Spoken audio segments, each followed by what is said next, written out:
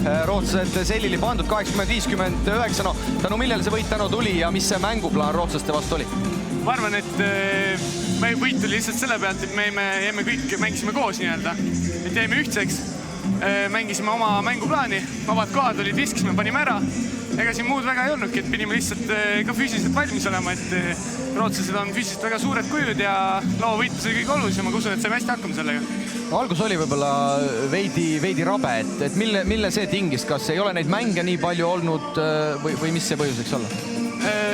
Eks juba paus on päris suur olnud, eks mõned mängud meil olid siin nüüd sõpruskohtumised, aga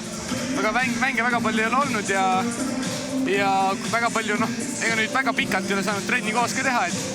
et tulime siia küll asjad selged ja piisavalt trenni tehtud, et koos saame mängida, asjad on selged, aga eks ta võtab ikkagi rohkem mängeaega, et nagu kõik korralikult sujuma hakkaks. No pikk turniir on ju tegelikult ees, alles esimene päev, 3 päeva tuleb veel mängida. Kus siit nüüd teiseks päevaks, homseks Islandi mänguks on enim juurde panna?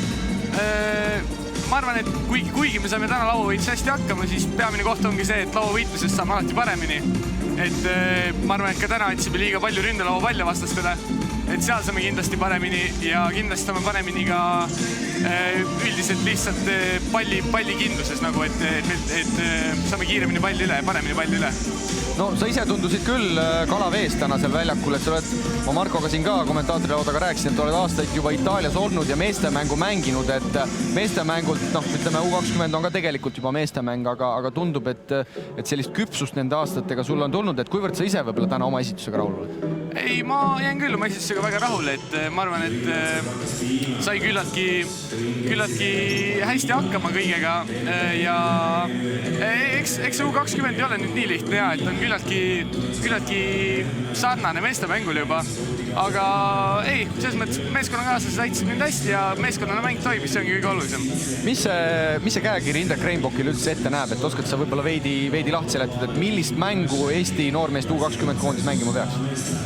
Ma arvan, et meil ei ole tohutult kindlat mänguplaani, et me jälgime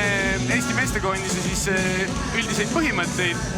aga meil ei ole üldiselt mingeid kindlaid reegleid, et ei tohiks kiiret mängu mängida või peaksime rahulikult mängima just vastavalt olukorrale, et kui on niisugune hea flow ja kiiretega nagu toimib, siis jookseme ja kui hoopis on niisugune tunne, et võiks nagu nüüd maha rahustada, natuke siis võtame rahulikumalt, et ma usun, et me oleme suutelised mõlemat stiili mängima.